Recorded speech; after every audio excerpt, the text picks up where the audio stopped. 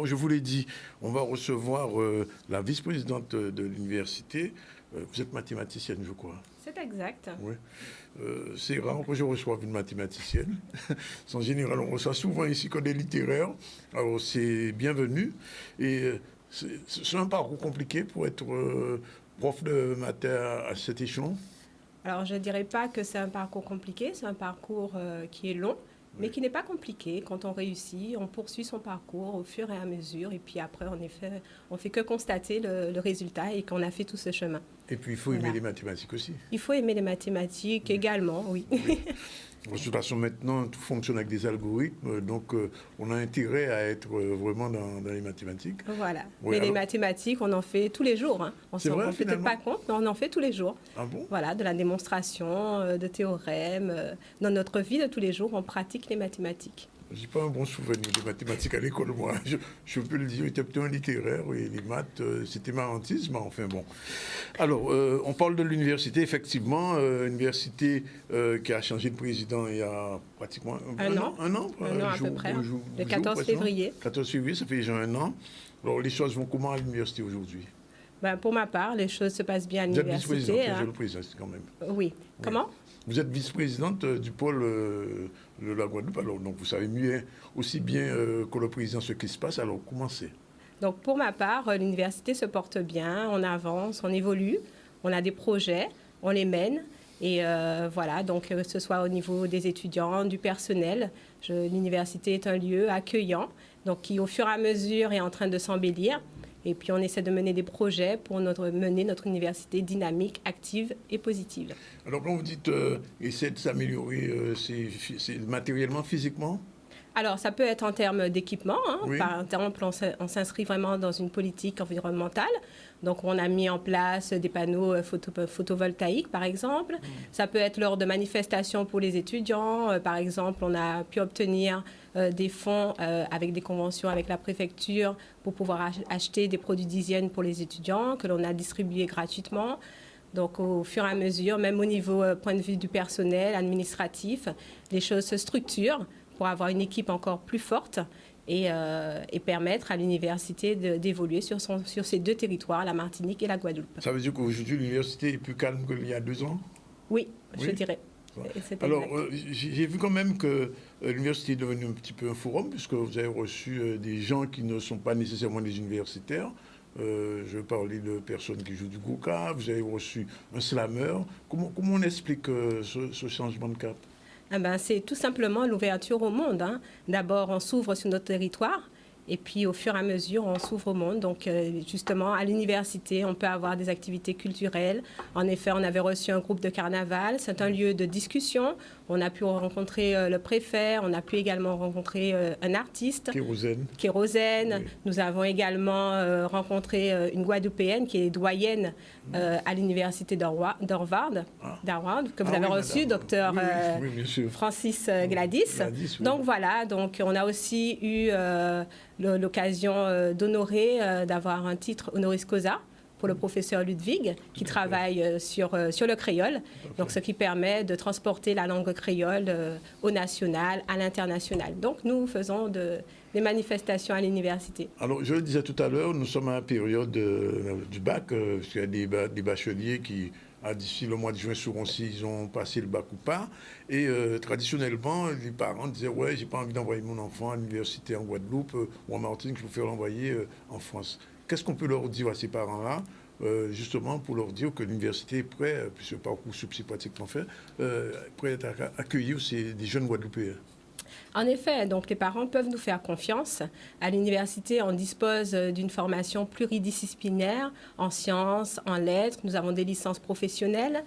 Donc, ils peuvent être rassurés. Moi-même, j'ai fait tout mon parcours, une bonne majorité de mon parcours à l'Université des Antilles et de la Guyane. Aujourd'hui, si je travaille, si je suis professeur des universités, c'est grâce à l'université. Donc, ça montre, j'ai fait juste une année en français hexagonal et j'ai pu obtenir sans problème mon diplôme. Il n'y avait pas une question de niveau. On a largement le niveau à l'Université des Antilles. Donc, les parents peuvent nous faire confiance. Je pense que chacun peut s'y retrouver, puisque, comme je disais, on est pluridisciplinaire. Il y a des licences professionnelles en sciences, en lettres, en biologie, en mathématiques, en informatique. Enfin, je pense qu'on peut s'y retrouver. Alors, le Covid n'a pas fait baisser le nombre d'étudiants antillais-guyanais à l'université? Alors, bien au contraire. Donc, aujourd'hui, on a plus de 14 000 étudiants. Ça fait longtemps qu'on n'avait pas eu cette... des voilà, sites. sur les 3 sites. Pour le pôle Guadeloupe, on a à peu près plus de 8 000 étudiants. Donc, le nombre d'étudiants évolue et augmente.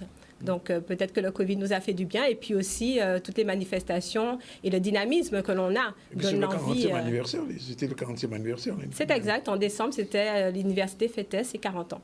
Alors, il y a un autre problème quand même qui était récurrent.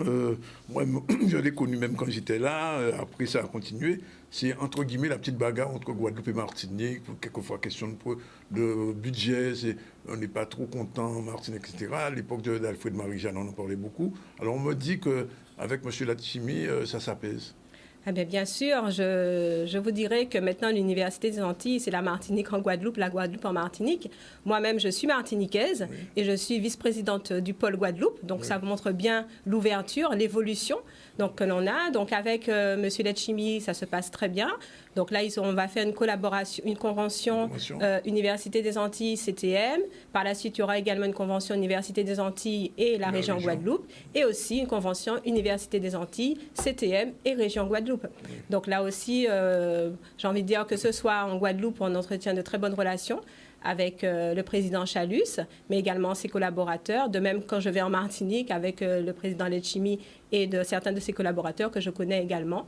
Donc, les relations se passent bien avec les deux territoires et nous avons des intérêts communs. Quels vont être les objectifs de ces conventions Guadeloupe-Martinique, aussi bien région que CTM? Quel est l'objectif?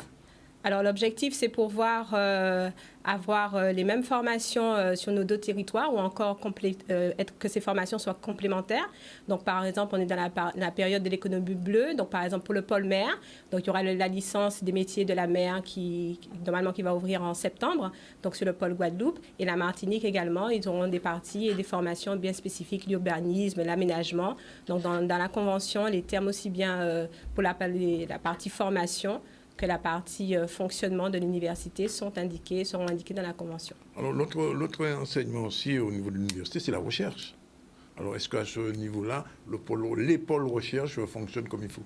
Oui, les pôles recherche fonctionnent comme il faut. On a en effet des chercheurs qui sont reconnus à l'international, donc sur différentes thématiques. Donc, c'est assez vague. On a la mer, on a la santé, on a la biodiversité.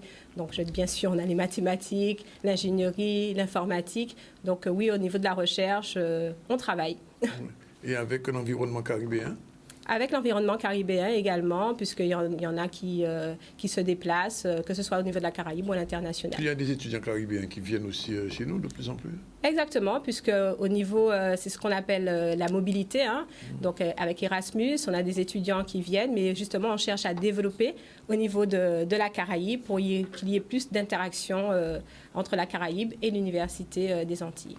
Alors, j'ai été fier il y a quelques années, je sais que ça va choquer les gens quand je vais dire ça, sur Saint-Claudien, et puis il y a eu une partie de l'université qui s'est ouverte sur Saint-Claude. Alors, je sais qu'au départ, ce n'était pas évident. Est-ce qu'aujourd'hui, les choses vont de mieux en mieux? Alors oui, donc en effet, l'université à Saint-Claude. Saint-Claude, c'est un très, très beau site. Oui. Donc, c'est le plus beau. Voilà, je vous inviterai à y aller. Donc oui, Saint-Claude est actif parce que justement, toutes les manifestations qui ont eu lieu, telles que le docteur Honoris Causa, c'était à Saint-Claude. La rencontre avec le préfet, c'était à l'amphithéâtre Gertier-Archimède à Saint-Claude. La doyenne Gladys Francis également a été reçue à Saint-Claude. Donc, vous voyez bien que Saint-Claude, le campus à Saint-Claude est bien actif. Oui, non, parce qu'au départ, on disait oui, c'est loin, etc. Les professeurs n'avaient pas envie de descendre jusqu'à Basse-Terre pour monter jusqu'à Saint-Claude. Ça s'est réglé progressivement? Si. Les enseignants se déplacent. moi-même, hein, on a l'occasion d'y aller. Une fois qu'on fait la route régulièrement, j'ai envie de dire que ça n'est pas si loin que ça. Une fois qu'on est habitué à la route, on la fait sans problème. Et les étudiants également donc se rendent à Saint-Claude. Donc le campus, on a un effectif d'étudiants sur le campus de Saint-Claude. Et les formations également qui sont offertes sont attrayantes. Parce que là aussi, il y avait un petit déficit d'étudiants. On disait qu'il n'y avait pas suffisamment d'étudiants à Saint-Claude. Est-ce que là aussi, ça commence à... Si, là, on a l'effectif qu'il faut, hein, puisque des fois, on se retrouve avec... on est obligé de s'organiser au niveau des salles. Donc, ça montre que l'effectif d'étudiants est présent. Oui. Une dernière chose quand même, il faut le dire. Est-ce qu'aujourd'hui, un jeune qui se forme à l'université, qui arrive comme vous au doctorat, etc., à sa thèse, il a une possibilité de revenir travailler dans son pays et être professeur d'université en Guadeloupe ou en Martinique? Je suis l'exemple.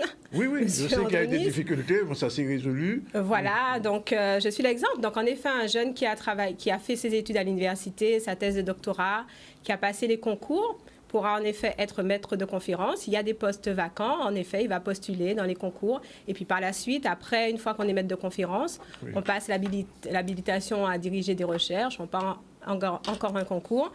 Et là aussi pour devenir professeur des universités. Donc oui, un jeune...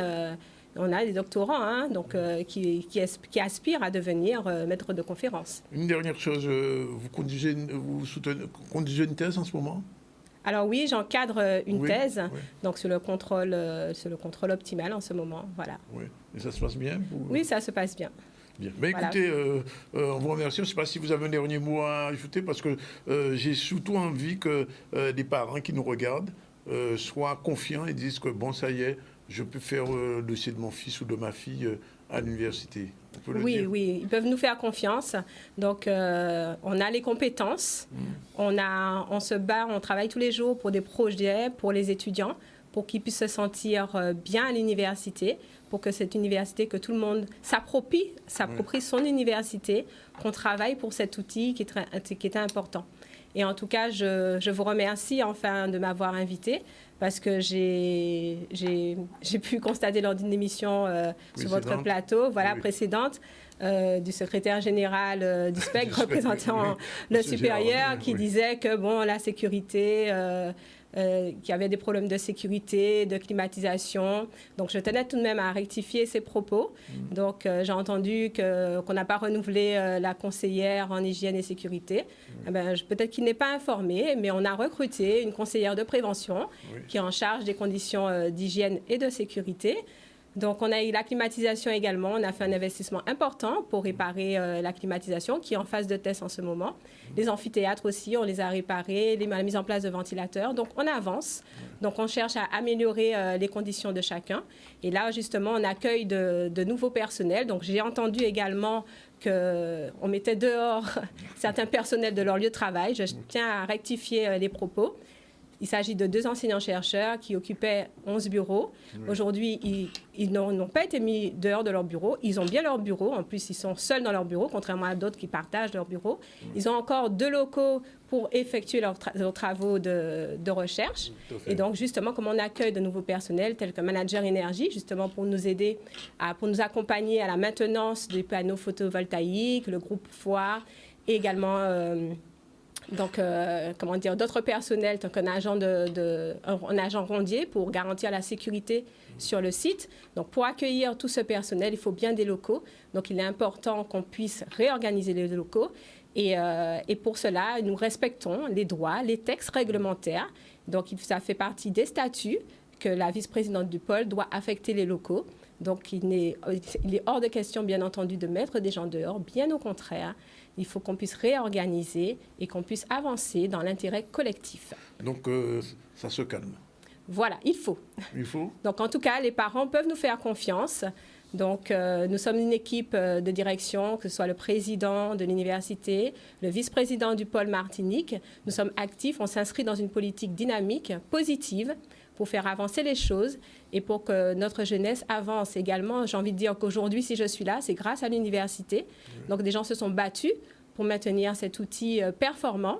Donc, j'ai envie de dire que c'est notre devoir, nous aussi, dont le mien, de me battre également pour la jeunesse, pour nos enfants, pour qu'ils aient un outil de travail pour se former à l'Université des Antilles.